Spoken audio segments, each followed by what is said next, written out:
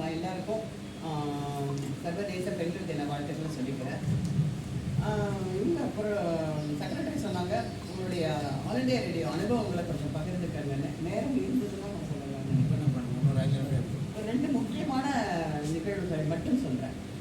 MG Ramachandran ஐயா அவர்கள் வந்து முதலமைச்சராக ஆகிறதுக்கு முன்னாடி ஒவ்வொரு பொலிட்டிக்கல் பார்ட்டியும் அவங்களுடைய பிரச்சாரத்துக்காக வேண்டி, அப்போ வந்து வானொலி மட்டும்தான் இருந்ததுனால பிரச்சாரத்துக்காக வேண்டி ஒரு ஸ்லாட் எடுத்துப்பாங்க. இவ்வளோ நேரம் 1/2 மணி நேரம் ஒரு கட்சிக்கு அப்படின்னு சொல்லி கொடுப்பாங்க.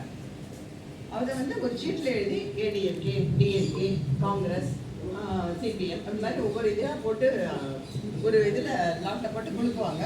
அந்த பொதுச் செயலாளரே வந்து அதை எடுப்பாங்க. எடுத்ததுக்கப்புறம் யாருக்கு என்னைக்கு வருதோ அன்றைக்கி ரெக்கார்டிங் நடக்கும்.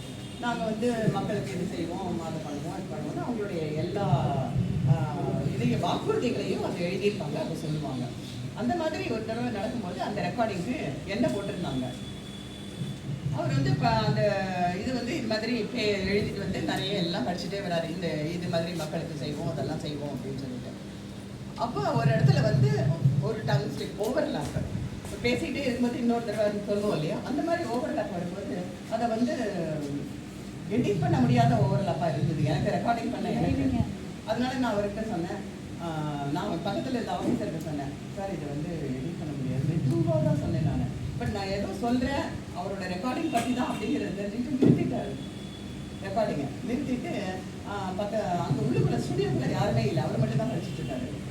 நிறுத்திட்ட உடனே நான் வந்து இல்லை நீங்கள் கோ கிடைக்கிற மாதிரி கை வாங்கிறாங்க, அவர் படிக்கலை, இப்படி வாங்க அப்படின்னு கை காமிக்கிறாரு. சரி, நாங்கள் கதை திறந்து உள்ளே போனோம். என்னமோ அந்த பொண்ணு சொல்லிச்சு, என்ன சொல்லிச்சு அது அப்படின்னு கேட்குறாரு. இந்த மாதிரி ஒரு ஓவர்லாப் சார் நான் எடிட் பண்ணிக்கிறேன். இல்லை எனக்கு தெரியும் டப்பிங்கை பற்றி, நான் சும்மா தரேன், எனக்கு தெரியும் டப்பிங்கை பற்றி எப்படி இருக்கும்னு சொல்லிட்டு, அதனால இன்னொரு தடவை எடுத்துடலாம் அதான். சரின்னா அந்த இடத்துலேருந்து எடுக்கலாம் அப்படின்னு சொல்கிறாங்க. ஆனால் அவர் கேட்கல அந்த பேராகிராஃப் ஃப்ரம் த பிகினிங்ல. ஏன்னா லெவல் வேரியேஷன் வரும்ல, ஒரு எடிட்டிங்னு பண்ணும்போது இதாக்க தடக்குன்னு வரும். அந்த வாய்ஸ் முதல்ல இருந்ததுக்கும் இப்போ இருந்ததுக்கும் வித்தியாசம் வரும். அதனால அப்படி இருக்கக்கூடாதுங்கிறதுக்காக அந்த பேராகிராஃப் ஃப்ரம் த பிகினிங் அவர் வந்து படிக்கிறாரு. ஃபுல்லாக படித்து முடிச்சுட்டு போனோன்னே அப்புறமா கூப்பிட்டு என்னை பாராட்டினார். நீங்கள் வந்து நான் அவ்வளோ பெரிய ஆர்டர் தெரிஞ்சும் நிறுத்திட்டீங்க ரெக்கார்டிங்க, ஓகே ஓகே அப்படின்னாரு. அதே மாதிரி அவர்கிட்டேருந்து வாங்கின இன்னொரு பாராட்டி என்ன, நகர்வலம்னு ஒரு ப்ரோக்ராம், கல்யாண்ஜி உங்களுக்கு தெரிஞ்சிருக்கும், கேட்டிருப்பீங்க. நகர்வலம்ங்கிற ஒரு ப்ரோக்ராம், அது வந்து ஒவ்வொரு நாளும் இந்த காலையில் 7:15 மணி நியூஸ் முடிஞ்சதுக்கு அப்புறமா போகும். அந்த ப்ரோக்ராம் வந்து அவர் கேட்டிருக்காரு முதலமைச்சர் ஆனதுக்கு அப்புறமா. அப்போது கேட்டுட்டு வந்து உடனே டியூட்டி ரூம்னு ஒன்று இருக்கும், எல்லா ப்ரோக்ராமும் கரெக்டாக போகுதா அப்படின்னு பார்க்குறது. அதுக்கு ஃபோன் பண்ணி இந்த மாதிரி இன்னைக்கு காலையில் நகர்வலம் போச்சு, அது யார் படித்தாங்க அப்படின்னு சொல்லுவாங்க. உடனே டியூட்டி ரூம் அப்படி பரபரன்னு ஆச்சு, என்ன தப்பு பண்ணணும், என்ன பண்ணணும், உடனே நமக்கு அதானே தோணும். ஒரு சிஎம் செல்லேருந்து ஒரு ஃபோன் வருதுன்னாக்கா என்ன பண்ணணும்னு தெரியாது அப்படிங்கிறது தான் எனக்கு தோணும். உடனே அவங்க வந்து என்னன்னு தெரியல யார் நகர்வலம்னா, அப்போ வந்து இப்போ சொல்கிற மாதிரி நொடிக்கு 100 தடவை நான் உங்கள் சாந்தி தெரியாமல் பேசுகிறேன் அப்படின்லாம் சொல்லவே முடியாது. அப்போ வந்து பேரே தெரியாது, எங்கள் பேரெல்லாம்.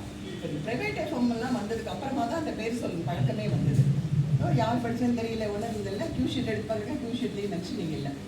உடனே அவர் வந்து டியூட்டி இருந்தால் காலையில் 10 மணி ஆகணும்னா ஸ்டேஷன் டைரக்டர் வந்தோடனே இந்த மாதிரி வந்தாங்க அப்படின்னோடனே அன்றைக்கி யார் படித்தா எல்லாம் தேடி எடுத்து நான் மத்தியானம் ஷிஃப்ட்டுக்கும் போகிறேன். வாசல்ல அந்த டியூன்லேருந்து எல்லாரும் வரிசையாக அம்மா அவங்களை தேடிட்டு இருக்காங்க, நம்ம எதுக்கு தருவாங்க என்ன இப்போ நகர்வலம் படிச்சிங்களாம்மா, அந்த நான் தான் நகர்வலம் படிக்கிறோம், என்னதுக்கு பாருங்க இன்றைக்கி தேடுறாங்க. இல்லை மேடம் டியூட்டி நீங்கள் போயிட்டு போங்க அப்படின்னு. ஏன்னா நான் வந்து திருப்பாரதியில் ஒர்க் பண்ணினேன். இது நகர்வலம் போகிறது வந்து மெட்ராஸ் ஏல 2 இருக்குது. நீங்கள் ரேடியோ கேட்டவங்க எல்லாருக்குமே தெரிஞ்சிருக்கும். மெட்ராஸ் ஏல தான் நியூஸ் போகும், நகர்வலம், பெண் மாத நிகழ்ச்சி, இந்த மாதிரி நிறைய எல்லாம் போகும். அப்புறம் போய் என்ன அப்படின்னு கேட்டால் இல்லை உங்கள் ஸ்டேஷன் டைரக்டர், இந்த ஸ்டேஷன் டைரக்டர் போனாக்கா அப்போ வந்து ஏ நடராஜன்கிறவங்க அந்த ப்ரோக்ராமோட பெக்ஸ் தூர்தர்ஷனோட டைரக்டராக இருந்தவங்க. அவங்க வந்து அம்மா இது நகரில் நீங்களா படிச்சீங்க, அவங்க சொன்னாங்க படித்தாங்க. என்ன ஏதாவது தப்பு இருக்காது போட்டு கேட்பேன். அப்போ டேப் தான், இப்போ மாதிரி கம்ப்யூட்டர் கிடையாது, வேறு இது பென் ட்ரைவ் கிடையாது, ஒன்றும் இல்லை. ஸோ டேப் எல்லாம் போட்டு கேட்குறேன், கரெக்டாக தான் இருக்குது. எதுக்காக கூப்பிட்டுருப்பாங்க அப்படின்னு திருப்பியும் சிஎம் செல்லேருந்து இது மாதிரி வந்துருக்காங்க, என்ன ப்ராப்ளம் அப்படின்னு கேட்டாங்க. இல்லை சிஎம் வந்து அந்த நகர்வலம் படிச்சிருக்கு ரொம்ப நல்லா இருந்ததுன்னு சொன்னாங்க அப்படின்னாங்க.